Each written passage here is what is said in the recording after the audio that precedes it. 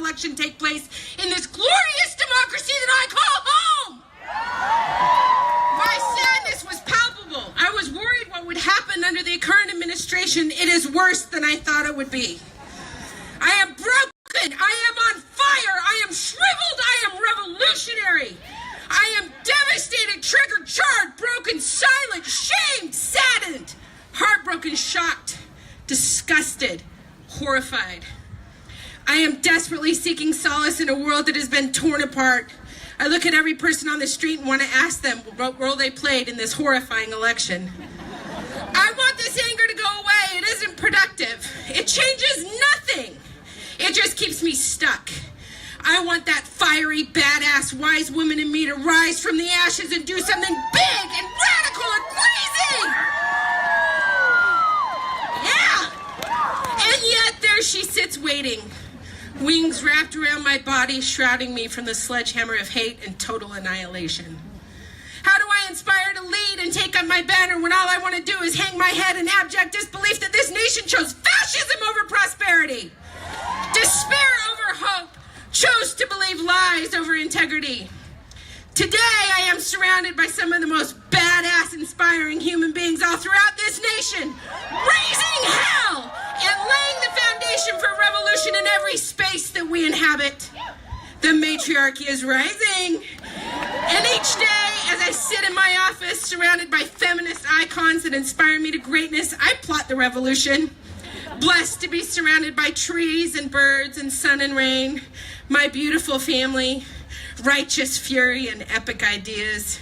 Today, 1 year after the collective march that set the world on fire, I offer you some graceful revolution. The rigidity with which the feminist movement responds to marginalization is why we are here. We must expand our willingness to speak with women face to face, to hold their experiences as reality and find our commonalities instead of exploiting our differences. When women are told they are wrong, they stop engaging in advocacy and taking action. We must hold our sisters' hands and thank them for speaking their truth instead of railing against her for having a position that doesn't ring true for us.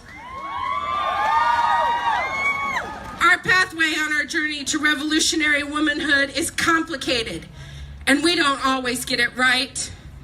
Pitting women against other women is critical to the survival of the patriarchy. There is no resisterhood without sisterhood.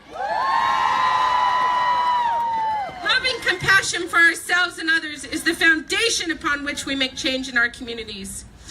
Our unwillingness to engage in difficult and complicated conversations with our own friends, the people we know personally or professionally, does not create change in our communities. If we are here to march for justice, then we must sit in the uncomfortableness of complicated conversation. If we are here to march for charity, then we must bear witness to the sorrow and difficulties that poverty and oppression are presenting to our neighbors here in our own backyard. Love is power. Vulnerability is power. Fierce expression of your truth is power. Resistance is a marathon, not a sprint. We rise in opposition of oppression. We seek opportunities to listen and learn from people whose experiences are different from our own. We give ourselves permission to be imperfect activists because it is likely we are going to screw up and get it wrong over and over and over again. But we must rise to the occasion, because if we don't, who will?